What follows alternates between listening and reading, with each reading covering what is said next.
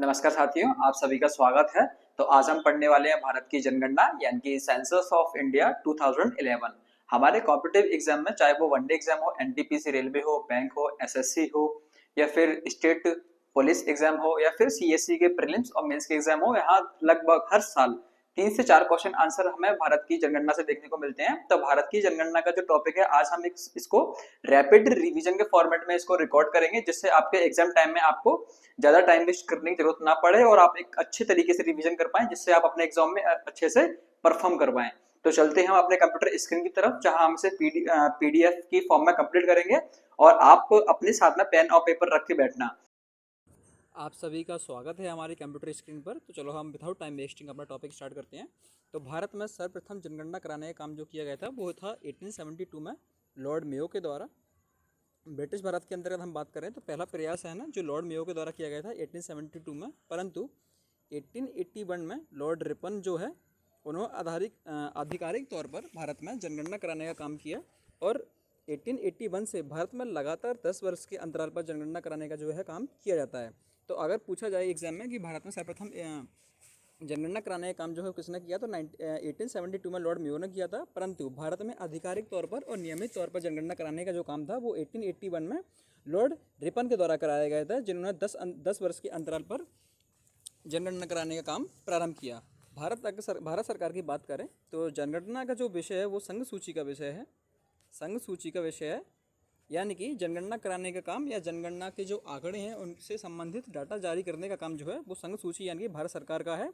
भारत सरकार जनगणना अधिनियम 1948 के तहत में हर 10 वर्ष के अंतराल पर जनगणना कराने का काम किया जाता है और जनगणना कराने का उद्देश्य ये होता है कि कल्याणकारी योजनाओं का निर्माण किया जा सके और कल्याणकारी योजनाओं का जो लाभ है वो जनता तक कैसे पहुँचे। तो जनगणना कराने का जो काम है आधिकारिक तौर पर वो जनगणना अधिनियम 1948 के तहत पर प्रति 10 वर्ष के अंतराल पर कराया जाता है। वर्तमान में जो भी हमारे पास लेटेस्ट आंकड़े हैं वो हैं 2011 के, यानी कि भारत सरकार के द्वारा जो भी अभी तक लेटेस्ट आंकड़े हैं वो है 2011 के। तो 2011 की जनगणना के अकॉर्डिंग हम अपना सारा डाटा देखते हैं जो जिससे हम अपने एग्जाम में अच्छे से परफॉर्म कर पाएँ। तो ये है भारत की जनगणना 2011 अंतिम आंकड़े, यानी कि वर्तमान समय में 2011 तक के आंकड़े हमारे पास उपलब्ध हैं। चूँकि हमारी भारतीय जनगणना 2021 में होनी थी तो कोरोना के कारण जो है वो डिले कर दिया गया। अब ये जो आंकड़े हैं 2025 के लास्ट में या फिर 2026 के वर्ष में हमें देखने को मिल सकते हैं। तो जब तक के जितने भी एग्जाम होंगे हम अटेम्प्ट करेंगे, तो जब तक के लिए हमें भारत की जनगणना 2011 का जो है आंकड़ा पढ़ना पड़ेगा। तो सबसे पहले हम बात करते हैं जनगणना 2011 का क्षेत्रफल। तो जनगणना 2011 के अंतिम आंकड़ों के अनुसार भारत का जो क्षेत्रफल है वो है 32,87,469 वर्ग किलोमीटर। अगर भारत के सर्वाधिक क्षेत्रफल वाले राज्यों की बात करें तो सर्वाधिक क्षेत्रफल वाला राज्य जो है वो है राजस्थान, दूसरे पे है मध्य प्रदेश, तीसरे पे है महाराष्ट्र, आंध्र प्रदेश एंड उत्तर प्रदेश। हमारे एग्जाम में कई बार क्वेश्चन पूछा गया है कि भारत का सर्वाधिक क्षेत्रफल वाला राज्य या फिर भारत का सबसे बड़ा राज्य कौन सा है। तो सबसे बड़ा राज्य है जो राजस्थान है, क्रम में बात करेंगे दूसरे नंबर मध्य प्रदेश, फिर महाराष्ट्र, आंध्र प्रदेश एंड देन उत्तर प्रदेश। तो ये जो क्रम है भारत के सर्वाधिक क्षेत्रफल वाला राज्य हमें एज इट इज़ ऐसे ही नोट करना है अपनी कॉपी में, ताकि हम कोई रिवीजन के फॉर्मेट में अपने एग्जाम के टाइम में 5 से 10 मिनट में जनगणना वाला जो टॉपिक है उसको कंटेस्ट कर सकें। अगर हम बात करें जनगणना 2011 में जनसंख्या कितनी थी देश की, तो जनगणना 2011 के अनुसार मार्च 2011 में जो है डाटा तैयार किया गया, जिसमें पुरुष की जो कुल प्रतिशत है वो है 62 करोड़ और महिलाओं का जो प्रतिशत था वो है 58.75 करोड़। दूसरा, अगर हम बात करें भारत के सर्वाधिक जनसंख्या वाले राज्य, तो भारत में सर्वाधिक जनसंख्या जो देखने को मिलती है वो देखने को मिलती है हमें उत्तर प्रदेश में, दूसरे पे है महाराष्ट्र, तीसरे पे है बिहार, पश्चिम बंगाल, देन आंध्र प्रदेश। तो भारत के सर्वाधिक जनसंख्या वाले राज्य की अगर बात करें तो वो है उत्तर प्रदेश। उत्तर प्रदेश की जो टोटल जनसंख्या है वो है 2011 के अंतिम आंकड़ों के अनुसार 19,98,12,341। सर्वाधिक जनसंख्या वाला राज्य जो है वो उत्तर प्रदेश है, देन महाराष्ट्र, बिहार, पश्चिम बंगाल एंड आंध्र प्रदेश। तो वहीं हम बात करें कि भारत के 5 न्यूनतम जनसंख्या वाले राज्य, तो भारत के 5 न्यूनतम जनसंख्या वाले राज्य कौन कौन से हैं जहाँ न्यूनतम जनसंख्या देखने को मिलती है, तो वो है सिक्किम, देन मिज़ोरम, अरुणाचल प्रदेश, गोवा एंड नागालैंड। हम ये कह सकते हैं कि भारत में जो है सर्वाधिक या फिर सबसे कम जनसंख्या वाला जो राज्य है वो है हमारा सिक्किम, फिर देन आएगा मिज़ोरम, आंध्र प्रदेश, गोवा एंड नागालैंड। अगर हम जनगणना 2011 के दशकीय वृद्धि दर के बारे में बात करें, चूँकि आपको पता है कि भारत में जनगणना कराने का काम जो है वो प्रति 10 वर्ष में किया जाता है। तो 2011 में की जो 10 की वृद्धि दर रही है, यानी कि 2001 और 2011 के बीच में जो 10 की वृद्धि दर रही है वो कितनी रही है? 2001 और 2011 के बीच में भारत की जो 10 की वृद्धि दर रही है वो है 17.7%। कितनी है? 17.7%। तो यहाँ लिखा भी है कि जनगणना 2011 के अंतिम आंकड़ों के अनुसार भारत की 2001-2011 के दशक में 10 की वृद्धि दर जो है 17.7% रही है। इस अवधि में ग्रामीण क्षेत्र में 10 की वृद्धि दर 12.3% और तथा शहरी क्षेत्रों में 10 की वृद्धि दर जो है सर्वाधिक देखने को मिली है, यानी कि 31.8% जो है देखने को मिली है।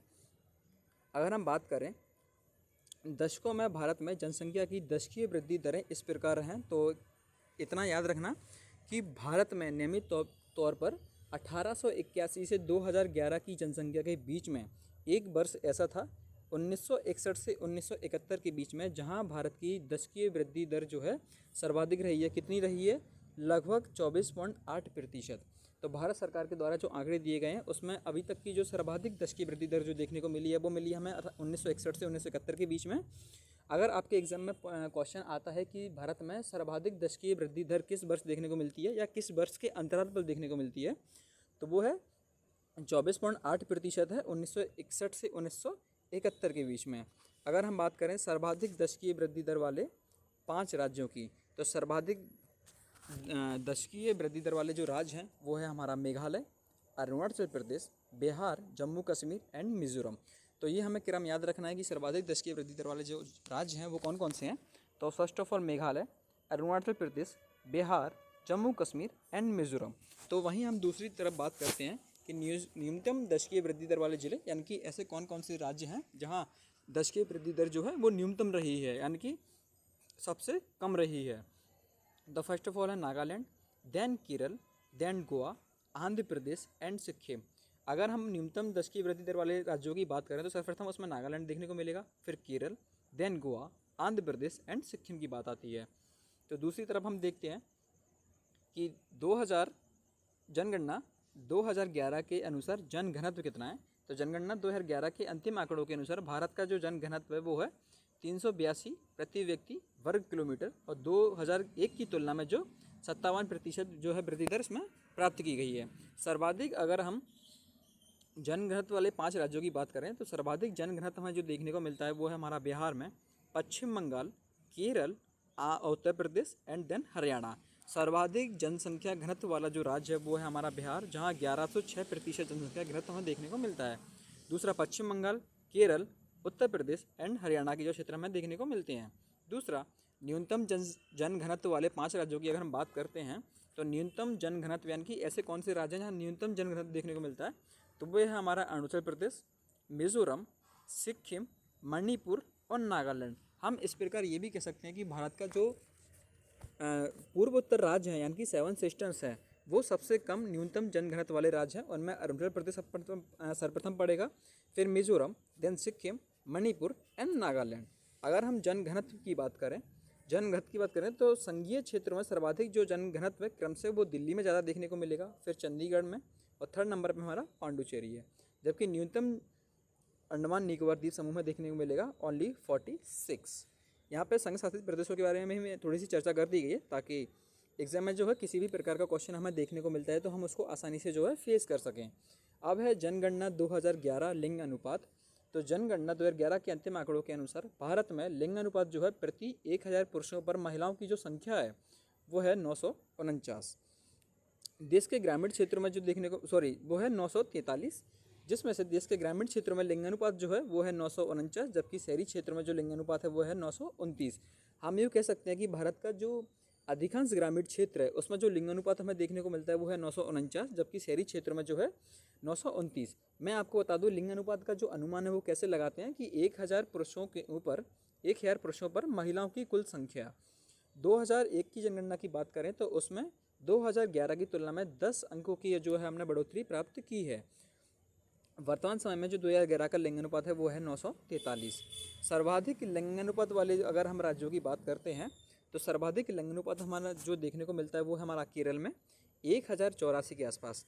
तो लगभग सर्वाधिक लिंगानुपात वाला जो राज्य है वो है केरल, फिर है तमिलनाडु, फिर है आंध्र प्रदेश, मणिपुर, छत्तीसगढ़। आप एक चीज़ नोटिस करिए, सर्वाधिक लिंगानुपात वाले राज्यों को याद रखना जो है आसान है, क्योंकि वो दक्षिण भारत के 3 राज्य हैं, केरल, तमिलनाडु, आंध्र प्रदेश। केरल पड़ेगा, फिर उसके बगल से तमिलनाडु और फिर उसके बगल से आंध्र प्रदेश, फिर हमारा मणिपुर और फिर है छत्तीसगढ़। तो सर्वाधिक लिंगानुपात वाले राज्य हैं वो है केरल, तमिलनाडु, आंध्र प्रदेश, मणिपुर एंड देन छत्तीसगढ़। अगर हम न्यूनतम लिंगानुपात वाले की बात करें तो न्यूनतम लिंगानुपात वाले जो 5 राज्य हैं जहाँ सबसे कम जो है लिंगानुपात की हमें देखने को आंकड़े मिलते हैं, यानी कि ऐसे क्षेत्र जहाँ 1000 पुरुषों पर महिलाओं की जो सर्वाधिक संख्या है या फिर महिलाओं की जो संख्या है वो न्यूनतम है। तो न्यूनतम लिंगानुपात वाले जो राज्य हैं वो है हरियाणा, जम्मू कश्मीर, सिक्किम, पंजाब एंड देन उत्तर प्रदेश। मैं आपको एक ऐसा हिस्ट्री का फैक्ट बताऊंगा जो आपको किसी ने नहीं बताया होगा, मुझे इस बात की पक्की गारंटी है कि आप एक चीज़ नोटिस करो कि भारत का जो पश्चिमी क्षेत्र है जहाँ हरियाणा पड़ेगा, पंजाब पड़ेगा और एक है उत्तर पश्चिमी क्षेत्र में, जम्मू कश्मीर को भी मान सकते हैं हम उत्तर पश्चिमी क्षेत्र में। तो न्यूनतम जो लिंगानुपात है वो हरियाणा, जम्मू कश्मीर और सिक्किम में देखने को क्यों मिलता है। मैं आपको बताऊं कि भारत में जितने भी आक्रमण हुए, चाहे वो अरब आक्रमण हुए हो, चाहे ईरानी आक्रमण किए हो या फिर मुग़ल डायनेस्टी में जितने भी आक्रमण किए गए हैं वो भारत के सर्वाधिक पश्चिमोत्तर क्षेत्र से किए गए हैं। तो उस टाइम पर इतनी क्रूरता हमारे भारत के पश्चिमोत्तर क्षेत्र में थी कि वो क्या करते थे, हमारी बहन बेटियों को उठा के ले जाते या फिर उनके साथ में दुर्व्यवहार करते या फिर गलत आचरणों को अंजाम देते या फिर विवाह के लिए उनको मिड एशिया में सप्लाई करते। तो यही कारण है कि भारत के पश्चिमोत्तर राज्यों का जो है लिंग अनुपात सर्वाधिक कम है और वो मानसिकता भारतीय क्षेत्र में अभी भी कहीं ना कहीं हमारे राज्यों में बनी हुई है। तो न्यूनतम लिंग अनुपात वाले जो राज्य हैं वो हरियाणा, जम्मू कश्मीर, सिक्किम, पंजाब भी उसमें शामिल है और उत्तर प्रदेश के प्रमुख राज्य हैं। अगर हम बात करें लिंग अनुपात में तो सर्वाधिक लिंग अनुपात वाला जो संघीय क्षेत्र है वो है पांडुचेरी, यानी कि पांडुचेरी जो भारत का यूटी यानी कि यूनिट टेरिटरीज एक केंद्र शासित प्रदेश है जहाँ सर्वाधिक जो है लिंग अनुपात देखने को मिलता है, तो वो है 1037। अगर हम न्यूनतम लिंग अनुपात वाले संघीय क्षेत्र की बात करें तो वो है दमन और दीव, जो वर्तमान में दादर व नगर हवेली में शामिल कर दिया गया है। ये पड़ेगा हमारा अरब सागर की खाड़ी में। तो अब बात आती है जनगणना 2011 के अनुसार शिशु जनसंख्या लिंग अनुपात। तो ऐसे कौन कौन से राज्य हैं जहाँ सर्वाधिक शिशु जनसंख्या वाले जो राज्य हैं वो देखने को मिलती हैं। तो सर्वाधिक शिशु जो जनसंख्या है वो है सर्वाधिक उत्तर प्रदेश में, और दूसरा है बिहार और महाराष्ट्र। आप एक चीज़ नोटिस करना कि भारत में सर्वाधिक जनसंख्या वाले जो राज्य थे वो भी उत्तर प्रदेश, महाराष्ट्र देन बिहार था। तो सर्वाधिक शिशु जनसंख्या वाले राज्यों में भी इन तीनों के ही नाम है, बस थोड़ा सा क्रम ऊपर नीचे हो गया है महाराष्ट्र और बिहार का, परंतु उत्तर प्रदेश अभी भी प्रथम स्थान पर है। तो सर्वाधिक शिशु जनसंख्या वाले राज्यों में अपना है उत्तर प्रदेश, बिहार, महाराष्ट्र, मध्य प्रदेश देन राजस्थान। अगर हम बात कर रहे हैं न्यूनतम शिशु जनसंख्या वाले 4 राज्य, यानी कि ऐसे राज्य जहां सबसे कम जो है शिशु जनसंख्या देखने को मिलती है, तो वो है हमारा सिक्किम, गोवा, मिजोरम एंड अरुणाचल प्रदेश। तो सिक्किम, गोवा, मिजोरम, अरुणाचल प्रदेश ऐसे राज्य हैं जहां हमें न्यूनतम जो है शिशु जनसंख्या में देखने को मिलती है। सर्वाधिक शिशु लिंगानुपात की अगर बात करें हम, सर्वाधिक शिशु लिंगानुपात वाले 5 राज्य हैं तो वो है अरुणाचल प्रदेश। मैंने आपको बताया कि लिंग अनुपात का जो आंकड़ा होता है वो होता है कि 1000 पुरुषों की संख्या पर महिलाओं की कुल संख्या। तो 2011 की हम बात करें तो 2011 में जो है 919 जो है शिशु लिंग अनुपात हमें देखने को मिलता है, और सर्वाधिक शिशु लिंग अनुपात वाले जो राज्य हैं वो है अरुणाचल प्रदेश, मिजोरम, मेघालय, छत्तीसगढ़, केरल। सर्वाधिक शिशु लिंग अनुपात वाले राज्यों में 7 सिस्टर्स की 3 स्टेट जो शामिल हैं वो है अरुणाचल प्रदेश, मिजोरम, मेघालय, फिर हमारा छत्तीसगढ़ और फिर हमारा क्या केरल। अगर हम न्यूनतम शिशु लिंग अनुपात वाले राज्यों की बात करें तो मैंने आपको एक चीज़ बताई कि भारत का जो है पश्चिमोत्तर राज्य जहाँ पंजाब होगा, आपका हरियाणा भी हो सकता है हमारा, और जम्मू कश्मीर का जो बेल्ट है वो प्राचीन समय में विदेशी आक्रमणकारियों से अधिक प्रभावित था, जहाँ बड़े पैमाने पर जो है महिलाओं को या फिर बाल अवस्था में लड़कियों को जो है ज़्यादा हानि पहुंचाई गई थी। तो वो मानसिकता आज भी हमारे भारत में कहीं ना कहीं बनी गई है। तो इसी कारण जो लड़कियों का जन्म है या फिर हम बोलें तो कि लड़कियों की जो पैदावार है उन पर आज भी अंकुश किसी न किसी रूप में लगा हुआ है। वो रूढ़िवादी मानसिकता आज भी हमारे भारतीय क्षेत्र में प्रभावित करती है। तो उसी का जो नतीजा है कि न्यूनतम शिशु लिंग अनुपात वाले राज्यों में भी हरियाणा, पंजाब और जम्मू कश्मीर का नाम है। तो न्यूनतम शिशु लिंग अनुपात वाले राज्य जो हैं वो हरियाणा, पंजाब, जम्मू कश्मीर, राजस्थान का भी नाम है, गुजरात एंड उत्तराखंड। अधिकतर आप देखो, चाहे वो हरियाणा हो, पंजाब हो, जम्मू कश्मीर और राजस्थान हो, भारत का अधिकतर पश्चिमोत्तर क्षेत्र आज भी उस मानसिकता के दौर से गुजर रहा है जहाँ प्राचीन भारतीय उपमहाद्वीप में विदेशी आक्रमणकारियों के द्वारा हमारी बहन बेटियों को, महिलाओं को बड़े पैमाने पर हानि पहुंचाई गई थी। तो उसी चीज़ को सिक्योर करने के लिए पुराने टाइम में लिंग अनुपात का अत्यधिक प्रभावित हुआ, जो आज भी हमारे कहीं ना कहीं देश में देखने को मिलता है। तो हरियाणा, पंजाब, जम्मू कश्मीर, राजस्थान एंड गुजरात एंड उत्तराखंड। अब हम बात करते हैं सर्वाधिक शिशु लिंग अनुपात वाला संघीय क्षेत्र, तो वो है अंडमान निकोबार द्वीप समूह। और न्यूनतम शिशु लिंग अनुपात वाला जो संघीय क्षेत्र है वो है दिल्ली। यानी कि दिल्ली हमारा एक ऐसा कैपिटल है या और जो हमारे देश का नेशनल कैपिटल भी है, सीधी सी बात है। तो दिल्ली में जो है न्यूनतम शिशु लिंग अनुपात देखने को मिलता है, जबकि अंडमान निकोबार जो है इस श्रेणी में प्रथम स्थान पर है। अब हम बात करते हैं जनगणना 2011 के अनुसार साक्षरता दर। तो मैं आपको बता दूं, साक्षरता दर का मतलब है कि कोई व्यक्ति कितना पढ़ा है, यानी कि क्या वो अपने साइन कर सकता है, साइन को पढ़ सकता है, अपना नाम लिख सकता है, अपने नाम को समझ सकता है। सिर्फ इतना ही साक्षरता दर में भारत सरकार के द्वारा फिलहाल एक स्टैंडर्ड मेंटेन किया गया है कि भारत का कोई भी नागरिक हो वो अपने साइन कर सकता है, उसको पढ़ सकता है, अपना नाम लिख सकता है, उसको समझ सकता है। वो ही व्यक्ति क्या है, साक्षर है। भारत सरकार के आंकड़ों के अनुसार या फिर भारत सरकार का जो डाटा है अभी तक का, जो एक स्टैंडर्ड मेंटेन किया गया है, उसके अनुसार जो है कि 2000 जनगणना 2011 के अंतिम आंकड़ों के अनुसार 2001 की तुलना में देश में 7 वर्ष और उससे अधिक आयु के व्यक्तियों को साक्षर की श्रेणी में काउंट किया जाता है। सिंपल सी इतनी बात है कि भारत का कोई भी नागरिक जो 7 वर्ष या 7 वर्ष से अधिक आयु का है, फिर वो किसी भी प्रकार की पढ़ाई में इन्वॉल्व होता है, उसी को साक्षरता में हमें इंक्लूड किया जाता है। अगर कोई व्यक्ति 7 वर्ष से कम है या उसकी 7 वर्ष से आयु कम है तो वो व्यक्ति साक्षर नहीं कहलाएगा। भारत सरकार के द्वारा ऐसा माना जाता है या फिर ये स्टैंडर्ड जो है तय किया गया है कि 7 वर्ष या 7 वर्ष से अधिक आयु वाला जो व्यक्ति है उसी को साक्षर माना जाएगा। तो अगर हम यही बात करते हैं कि भारत की जो साक्षरता दर है वर्तमान में वो है 73.0, जिसमें ग्रामीण क्षेत्रों में साक्षरता दर जो है वो है 67.8% और शहरी क्षेत्रों में साक्षरता दर जो है वो है 84.1%। भारत की जो कुल साक्षरता दर है वर्तमान कितनी है, 73% 0। सर्वाधिक साक्षरता दर वाले जिलों की अगर हम बात करें तो वो है केरल, मिजोरम, गोवा, त्रिपुरा, देन हिमाचल प्रदेश। तो सर्वाधिक साक्षरता दर वाले जो 5 राज्य हैं वो है हमारा केरल, मिजोरम, गोवा, त्रिपुरा एंड हिमाचल प्रदेश।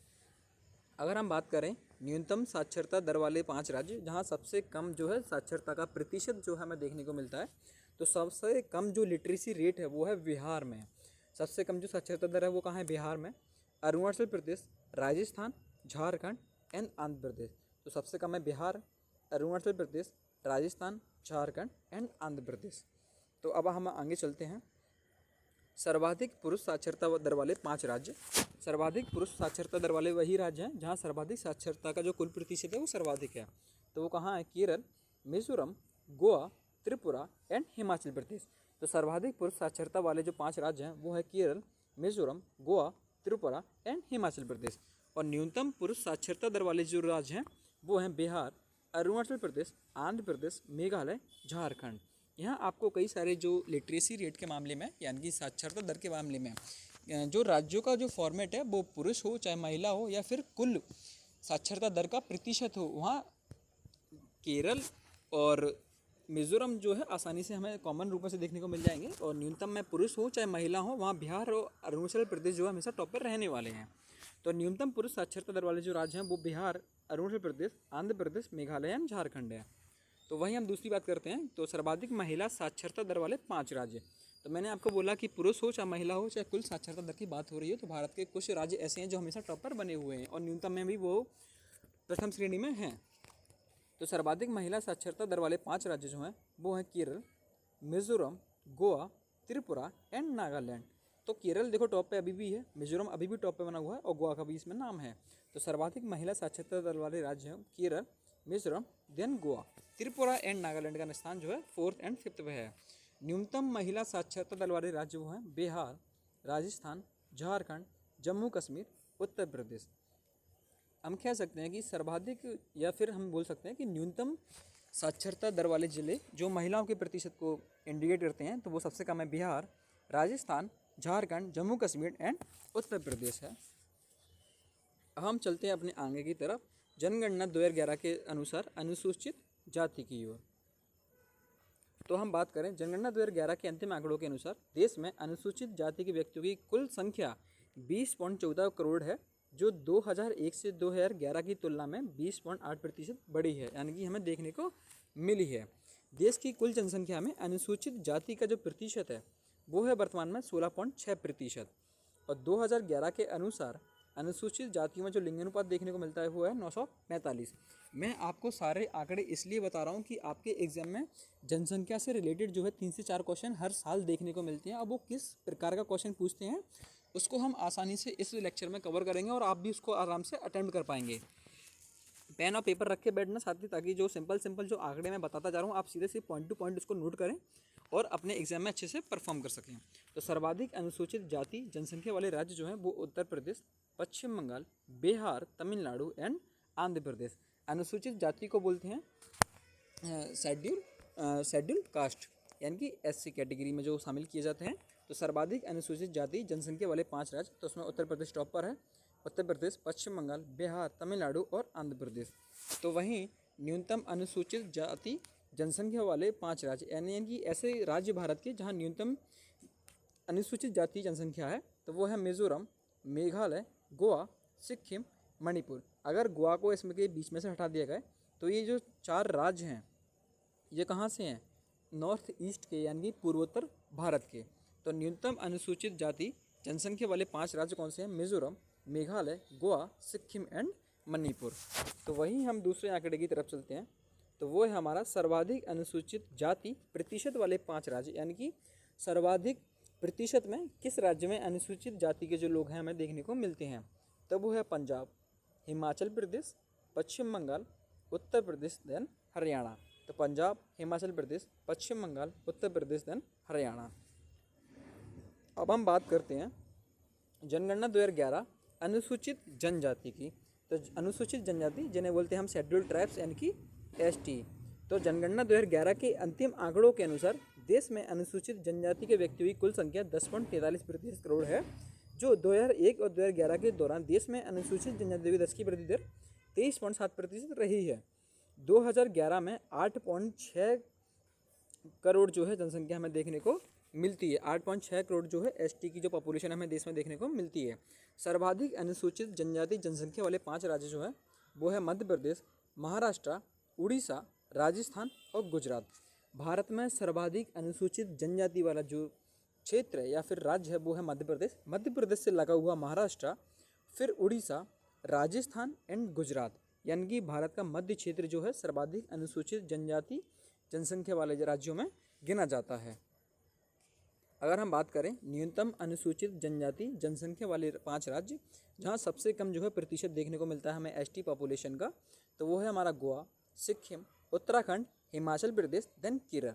तो गोवा प्रथम स्थान पर है, फिर सिक्किम, उत्तराखंड, हिमाचल प्रदेश, केरल।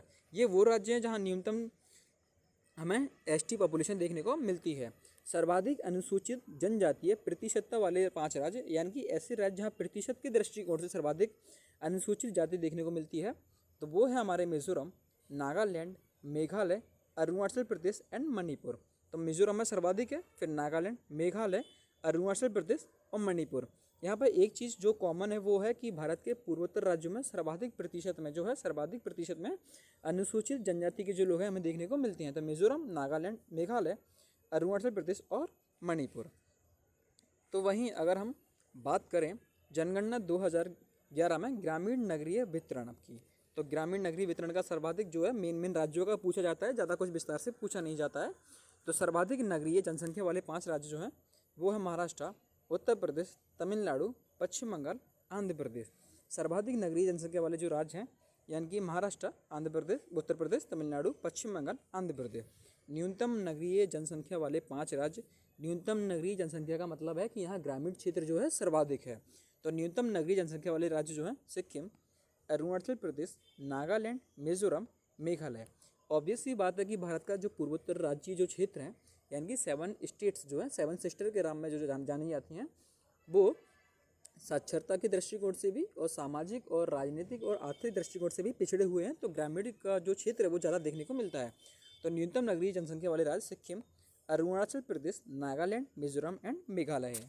अगर हम नगरीय जनसंख्या की बात करें वहीं, तो सर्वाधिक ग्रामीण जनसंख्या वाले 5 राज्यों की बात करते हैं।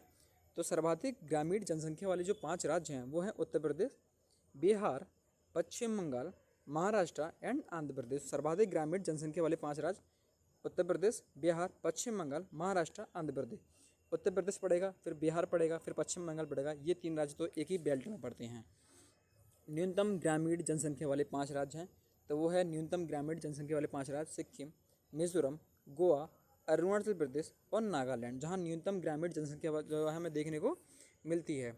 अगर हम बात करें सर्वाधिक नगरीयकरण प्रतिशत वाले 5 राज्य, यानी कि सर्वाधिक जो शहरीकरण है वो हमें कहाँ देखने को मिलता है, तो सर्वाधिक देखने को मिलता है गोवा, मिजोरम, तमिलनाडु, केरल एंड महाराष्ट्र। तो सर्वाधिक नगरीकरण प्रतिशत वाले जो राज्य हैं वो है गोवा, मिजोरम, तमिलनाडु, केरल एंड महाराष्ट्र। दूसरा, न्यूनतम नगरीकरण प्रतिशत वाले राज्य जहां नगरीकरण के मामले में ज़्यादा कुछ अच्छा खासा विकास नहीं हुआ है, अधिकतर जनसंख्या ग्रामीण क्षेत्र जैसा जीवन जी रही है, तो वो है हिमाचल प्रदेश, बिहार, आसाम, उड़ीसा एंड मेघालय। तो न्यूनतम नगरीकरण वाले जो हैं पश्चिम बंगाल, बिहार, आसाम, उड़ीसा एंड मेघालय हैं। इसी के साथ में हमारा जनसंख्या से संबंधित जो भी टॉपिक थे वो सारे हमने कवर किए, और मैंने इस टॉपिक में इस PDF के माध्यम से सारे एस्पेक्ट जो हैं आपके कंप्लीट करने की कोशिश की। मैं आशा करता हूँ कि इसको सिंपल वे में स्क्रीन के माध्यम से, मैंने कंप्यूटर स्क्रीन के माध्यम से आपको समझाया।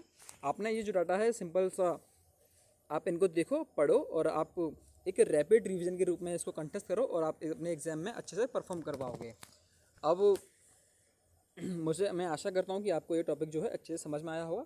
अब हम इंतज़ार करते हैं अपने नेक्स्ट लेक्चर का, जो आएगा हमारा इंडियन फॉरेस्ट के ऊपर, यानी कि जो इंडियन फॉरेस्ट रिपोर्ट है 2023 की, उसके ऊपर हम एक बोर्ड पर, वाइट बोर्ड पर अपना लेक्चर जो है रिकॉर्ड करेंगे। तब तक के लिए जय हिंद, जय भारत, धन्यवाद।